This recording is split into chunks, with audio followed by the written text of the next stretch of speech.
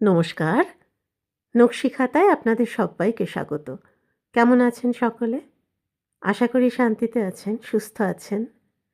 আজ যে গল্পটি পড়ে শোনাচ্ছি তার নাম 'ভিড়'। লেখা শ্রদ্ধেয় সাহিত্যিক শ্রী নরেন্দ্রনাথ মিত্র। চাকরি হওয়ার মাস দুয়েক যেতে না যেতেই অনিল চিঠি লিখলে তার মার কাছে। মেসের খাওয়া-দাওয়া তার মোটেই সহ্য হচ্ছে না। শরীর খুবই খারাপ যাচ্ছে। পরিবারের সকলেই শুনে মুচকি হাসলে। আসল কথাটা বুঝতে যেন কারো আর বাকি নেই। আজকালকার ছেলেরা এই তো চায়। স্ত্রীর সঙ্গে পরামর্শ করে নিবারণবাবু চিঠির জবাব দিলেন। বৌমাকে কিছুদিন ওখানে নিয়ে রাখো। হোটেলে মেসে খেয়ে মিছামিছি শরীর নষ্ট করে দরকার নেই। অনিল আর পারুল দুজনেই অবশ্য প্রবল আপত্তি করলে, এবং সে আপত্তি টিকল না দেখে দুজনেই সমান খুশি হলো। সত্যি এই তারা চেয়েছিল, একটু নিবিড় নিরালা কোণ, যেখানে মুখোমুখি বসে তারা দুদণ্ড কথা বলতে পারে, যেখানে আত্মীয় স্বজনদের ভিড় নেই, গুরুজনদের অযাচিত উপদেশ আর শিশুদের কান্না কোলাহল যেখানে কানকে এমন উৎপীড়িত করে তোলে না, তারা কখন কি বলে কখন কি করে তা দেখবার জন্য, যেখানে এত অসংখ্য কৌতূহলী দৃষ্টি নেই ওথ পেতে। তাছাড়া অনিলের মনে হচ্ছিল পারুল বড় তাড়াতাড়ি সাংসারিক হয়ে যাচ্ছে। কিন্তু ওর কি দোষ? হাটের মাঝে থেকে হট্টগোলকে এড়ানো যায় না। কাদা ছোঁড়াছড়ি হচ্ছে যেখানে অনবরত, সেখানে বাস করেও কাদা লাগবে না গায়ে, এমন কি করে আশা করা যায়? কিন্তু অনিল তা চায় না। সে চায় না পারুল এত তাড়াতাড়ি অভিজ্ঞ হয়ে উঠুক সাংসারিকতায়। এই বয়সে সে সামাজিক হোক, হিসেবি হোক, একেবারে সব দিক দিয়ে পাকা হয়ে উঠুক। এসব অভিজ্ঞতা যত দেরিতে হয় ততই ভালো। এর জন্য তো দিন পড়েই আছে। যখন তাদের দুজনের মাঝখানে সংসার এসে দাঁড়াবে, যখন বাবা মার মতো তাদের আলাপও হবে নৈর্ব্যক্তিক, তাদের কথাবার্তার মধ্যে সংসারের আর সব কিছুই থাকবে, শুধু থাকবে না তারা। পরস্পরের কাছে তখন তারা নিতান্তই নিত্য ব্যবহার্য জিনিস। পরস্পরের সম্বন্ধে আর কোনো কৌতূহল থাকবে না, উৎসুক্য থাকবে না, স্পর্শে আর রোমাঞ্চিত হবে না সর্বাঙ্গ। অনুভূতির তীক্ষ্ণতা আসবে কমে। সেদিন আরও কিছুদিন দূরেই থাক না, এত তাড়াতাড়ি তাকে টেনে আনা কেন? অনিলের অত চক্ষু লজ্জা নেই। জীবনকে সে একটু উপভোগ করতে চায়। একেই তো উপভোগের সময় সংকীর্ণ, প্রণালী নিতান্তই বাঁধা ধরা। এরপর স্বার্থত্যাগের নামে স্বেচ্ছাকৃত আত্মপীড়নে তার আর কিছুমাত্র মোহ নেই। 50 টাকা কলকাতায় কিছুই নয়। কিন্তু এই চাকরি জোগাড় করতেই অনিলের মুখে প্রায় রক্ত উঠেছে। 3 বছর বেকার জীবনের নানা চেষ্টা চরিত্রের পর অবশেষে প্রায় এই দুর্লভ নিরাকার ব্রহ্মের সাক্ষাৎ ঘটেছে অনিলের ভাগ্যে। খুঁজে খুঁজে বউবাজারের এক গলির মধ্যে অনিল বাসা ঠিক করলে। দোতলার এক কবুতরের খোপ। তা হলেও আলো হাওয়া যেটুকু আছে তা ভালোই। সামনে হাতখানেক পাশের এক বারান্দা, পাক করবার জন্য ব্যবহৃত হয়। তার 1/3 পড়েছিল অনিলের ভাগে। পারুল তবু খুশিই হলো। গ্রামের মেয়ে হলেও গ্রামের মতো অত জায়গা যে কলকাতায় পাওয়া যায় না, এই ধারণা তার আছে। বিয়ের আগে শ্যামবাজারে তার এক পিসির বাড়িতে থেকে এক হাই স্কুলে পড়েছিল বছর 2-3। পিসিমা এবং তার এখানকার আত্মীয় স্বজনদের বসবাসের প্রণালী দেখে দেখে মধ্যবিত্তের কলকাতা সম্বন্ধে পারুলের ধারণা বেশ স্পষ্টই ছিল। ঘর ছোট, তা হোক, ছোটই ভালো। খুব বড় একটা কিছু দিয়ে কি হবে? অনেক সময় এমন দেখা যায়, যার ব্যাপ্তি বেশি তার গভীরতা কম। বরং এই বেশ, নীড়ের এই সংকীর্ণতাই ভালো। নিবিড়তা তাতে বাড়বে। দুজনের মধ্যে কোনো ফাঁক রেখে দরকার নেই। চলাফেরার সময় যদি হাতে হাত ঠেকে গায়ে গায়ে ছোঁয়াছুঁয়ি হয়ে যায়, সে তো চমৎকার। এখানেও অবশ্য ভিড়, বড় বেশি মানুষজন থাকে বাড়িটাতে, বড় বেশি ঘেঁষাঘেঁষি যেন। তা হোক, তাতে কি? হাটের ভিড় গায়ে লাগলেও আত্মীয় স্বজনের ভিড়ের মতো এসে পড়ে না অযাচিতভাবে। হাটের ভিড় ঠিক ভিড় নয়, এও এক ধরনের নিবিড়তা। এখানে গোপন আলাপে কোনো সংকোচ নেই। সবাই যেখানে কথা বলছে সেখানে কে শোনে কার কথা? কলকাতায় জন নেই, জনতা আছে। অল্প সময়ের মধ্যে পারুল পরিপাটি করে ঘর গুছিয়ে তুলল। এতদিন পরে যেন সে নিজের স্থান খুঁজে পেয়েছে। এখানে সেই কর্ত্রী। কোন জিনিস কোথায় রাখা হবে এ সম্বন্ধে তার মতে চূড়ান্ত। কোন বেলায় কি রান্না হবে সে সম্বন্ধে এখন আর অন্য কারো আদেশ নির্দেশের প্রয়োজন হয় না। সে এখন যা খুশি করতে পারে। এই সংসার একান্ত করে তারই। তার রুচি, তার ইচ্ছা অনুযায়ী একে সে গড়ে তুলতে পারে। সে দীর্ঘ বিরহ আর নেই। শুধু অফিসের কয়েক ঘন্টা আর মাঝে মাঝে বন্ধু বান্ধবের সঙ্গে দেখা সাক্ষাৎ করা ছাড়া অনিল প্রায় সবসময় ঘরে থাকে। গল্প করে, গল্প পড়ে। কিছুদিন যাবৎ পারুল আবার পড়াশুনো আরম্ভ করেছে। ম্যাট্রিকুলেশন পরীক্ষা দেবে। এই বিষয়ে অনিলের খুবই উৎসাহ। দুবেলা নিয়মিত শিক্ষকতা করে। বিয়ের পর বছর তিনেক যে কেটে গেছে তার মনেই হয় না। এই যেন সবেমাত্র বিয়ে হয়েছে তাদের। নতুন করে ফিরে এসেছে যেন সেই সব দিন। তবু মাঝে মাঝে কেমন যেন লাগে। এক এক সময় কেন যেন বেশ অস্বস্তি বোধ হয় অনিলের। সেদিন বন্ধুদের আড্ডা থেকে ফিরতে একটু রাত হলো অনিলের। পারুল অমনি অভিযোগ করল, এত দেরি করলে কেন ফিরতে?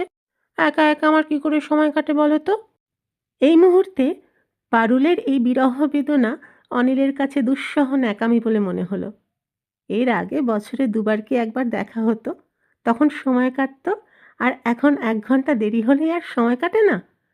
অনিল জবাব দিল, সময় কাটাবার ভাবনা কি? বইটই, মাসিক পত্রিকা সবই তো আছে বাড়িতে, পড়লেই তো পারো। পারুল বলল, কতক্ষণ আর বই পড়তে পারে মানুষে? আমার আর ভালো লাগে না পড়তে। তাই তো দেখতে পাচ্ছি, বই পড়ার চেয়ে এ ঘরে ও ঘরে গিয়ে বাজে গল্প করতেই তোমার ভালো লাগে আজকাল। আজ সকালে কি একটা কাজে বেরুবার সময় পারুলকে অনিল ডেকে পায়নি। পাশের ঘরের মাসিমার সঙ্গে কি যেন জরুরি কথা বলছিল। মার বয়সে এই প্রৌঢ়ার সঙ্গে পারুলের কি এমন আলোচনার বস্তু থাকতে পারে? আর তার কি একটা সময় অসময় নেই? পারুল তীক্ষ্ণ কণ্ঠে জবাব দিল, লাগেই তো। গল্প করতে কার না ভালো লাগে? তুমিও তো এইমাত্র আড্ডা দিয়ে এলে। তাই বলে পাল্লা দিয়ে তুমি এদের সঙ্গে মিশে আড্ডা দেবে নাকি? আর বাড়িতে ক্রমেই যে তোমার আত্মীয়ের সংখ্যা বেড়ে যাচ্ছে। মাসিমা, পিসিমা, দিদি, ননদ আর দেবরের ছড়াছড়ি একেবারে। এসব তো বাড়িতেও ছিল। এদের সঙ্গে এই ধরনের গলাগলি ভাব আমি মোটেই পছন্দ করি না। তা তো তোমাকে অনেকবার বলেছি। পারুল বলল, কি করব বলো? আমার তো আর তোমার মতন এমন শিক্ষিত বন্ধুবান্ধব নেই। যাদের কাছে পাই তাদের সঙ্গে মিশি। মানুষ দেখে তোমার মতো আমি এমন নাক সিটকাতে পারি না। একসঙ্গে থাকতে গেলে একটা কিছু বলে ডাকতেই হয়। সামান্য ব্যাপার নিয়ে মাঝে মাঝে বেশ আজকাল খুঁটিনাটি বেঁধে যায়। তারপর কয়েকদিন চলে মুখ ভার করে থাকবার পালা। কারোরই মৌখিক ভদ্রতার অভাব হয় না। মনের মধ্যে রাগে যত বেশি করে জ্বলে যায়, বাইরের সৌজন্য তত বাড়ে। অনিলের এই মিথ্যা শিষ্টাচার মাঝে মাঝে অত্যন্ত দুঃসহ বোধ হয়। এক এক সময় অনিলের মনে হয়, এর চেয়ে তার জ্যাঠামশাই জেঠিমার মধ্যে যেমন তুমুল ঝগড়া আর মারামারি হয়, তেমন হলেও মন্দ হতো না। কতদিন সে দেখেছে, জেঠিমার গালের ওপর থেকে জ্যাঠামশাইয়ের আঙুলের দাগ মিলাতে না মিলাতে কোনো সংসারী ব্যাপার উপলক্ষ করে মনে এবং মতে তাঁরা বেশ এক হয়ে মিলে গেছেন। কিন্তু পারুলের ধরন আলাদা। সামান্য কোনো কথা বলে সেই যে ভার হয়ে রইল তার মন, শিগগির আর তা হালকা হবে না। মন পারুলের মোটেই সরল না। সামান্য ব্যাপারকে সে অসামান্য করে নেয়, আর শিগগির তার জের শোধ হয় না। অনিল মাঝে মাঝে বিশ্লেষণ করে দেখে পরিস্থিতিকে। এই নিরবিচ্ছিন্ন সাহচর্য এর মধ্যেই বেশ একঘেয়ে ও ক্লান্তিকর হয়ে উঠেছে। এর অসুবিধাগুলি যেন এখন বেশি করে খোঁচা দিচ্ছে মনে। এর আগেই যেন ভালো ছিল।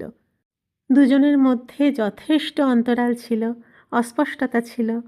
পরস্পরের কাছে তারা এমন সুলভ হয়ে ওঠেনি। এমন খোলাখুলি নগ্নভাবে পরস্পরকে দেখতে হয়নি। শরীরে কোনো কোনো স্থানে এমন সব ভাঁজ আছে যা সুদৃশ্য নয়, দ্রষ্টব্যও নয়। মনেরও তেমনি। অথচ অতি নৈকট্যে এগুলি না দেখে পারা যায় না। এগুলি দেখতে বাধ্য হতে হয়। অনিলের মনে হয় এর চেয়ে চিঠির পারুলি অনেক ভালো ছিল। চিঠির মধ্যে পাওয়া যেত তার ভালো লাগা মুহূর্তগুলিকে। বিরহ ব্যাকুলতা তখন যথার্থ মনে হতো। দুঃখ দিত, কিন্তু সে দুঃখ পেতে ভালো লাগতো। সে দুঃখ ট্র্যাজেডির দুঃখের মতো উপভোগ্য ছিল। চিঠির পারুল সবখানি রক্তমাংসের ছিল না। অনিলের কল্পনার স্থানও ছিল তার মধ্যে। মনের মতো করে নানা রকমে অনিল তাকে কখনো গড়ত, কখনো ভাঙত। নিত্য ছিল তার নতুনত্ব। কিন্তু কাছে এনে দেখছে, এ কি? এ যে নিতান্তই স্থূল মাংসপিণ্ড। শারীরিক আরাম ছাড়া আর কি এর কাছ থেকে আশা করা যেতে পারে? সেদিন শনিবার। অফিস একটু সকালেই ছুটি হয়ে গেছে। অনিল আর কোথাও দেরি না করে তাড়াতাড়ি বাসায় ফিরল। ইচ্ছা ছিল পারুলকে নিয়ে কোনো সিনেমায় যাবে। অনেক দিন একসঙ্গে সিনেমায় যায়নি। কিন্তু এসে দেখে পারুল বাসায় নেই। অনিল একটু বিস্মিত হলো।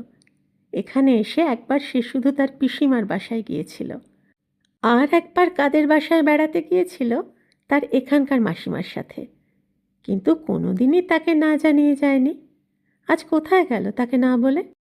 আর শুধু না বলে নয়, তার কথা অমান্য করে। আজ যে তারা সিনেমায় যাবে, এ কথা কদিন আগেই তো ঠিক হয়ে আছে। আর সিনেমার লোভও পারুলের যথেষ্ট। কিন্তু এমন কোন প্রলোভন আজ সে পেয়েছে, যাতে সিনেমার এত বড় লোভনীয়তাও তার কাছে তুচ্ছ হয়ে গেছে? অনিল কিছুতেই তা ভেবে পেলে না। একটু পরেই অবশ্য ব্যাপারটা বোঝা গেল। নিচের তলার একটি ছোট মেয়ে এসে ঘরের চাবি দিয়ে গেল অনিলকে। বলল, কাকিমা বলে গেছেন আপনার খাবার ঢাকা রয়েছে টেবিলের নিচে কাকাবাবু। অনিল জিজ্ঞাসা করল, কিন্তু তোমার কাকিমা রয়েছেন কোথায় খুকি? ও, আপনি জানেন না বুঝি? ও ঘরের রাঙাদিয়ার বৌদির সঙ্গে কাকিমাও কালীঘাট বেড়াতে গেছে। সতুদা গেছে সঙ্গে। তার স্কুল আজ সকালেই ছুটি হয়ে গেছে কি না? কলকাতার দ্রষ্টব্য সব জিনিসই ঘুরে ঘুরে পারুলকে বহুবার অনিল দেখিয়েছে। কালীঘাটও একাধিকবার যেতে হয়েছে। তবু তাকে না জানিয়ে পারুল এভাবে ছুটে গেল কেন? যা অনিল পছন্দ করে না তাই? ওদের সঙ্গে মেশা তার চাই? সঙ্গীর জন্য এত কাঙাল হয়ে উঠেছে পারুল, দল তার একটা চাই। সে তৃষ্ণা অনিল একা কি করে মেটাবে? অনিলের মনে হলো যে ভিড়কে তারা এড়াতে চেয়েছিল, সেই ভিড়ই তাদের এসে আবার ঘিরে ধরেছে। এই হয়তো স্বাভাবিক। শুধু দুজনেই বোধহয় সত্যিই বাঁচা যায় না, আরও বহু জনের দরকার হয়। সকলে খুব ভালো থাকবেন, আনন্দে থাকবেন, সুস্থ থাকবেন, পরিবারকে নিয়ে শান্তিতে থাকবেন। শিগগির দেখা হচ্ছে আরেকটি গল্প নিয়ে। আজ আসি।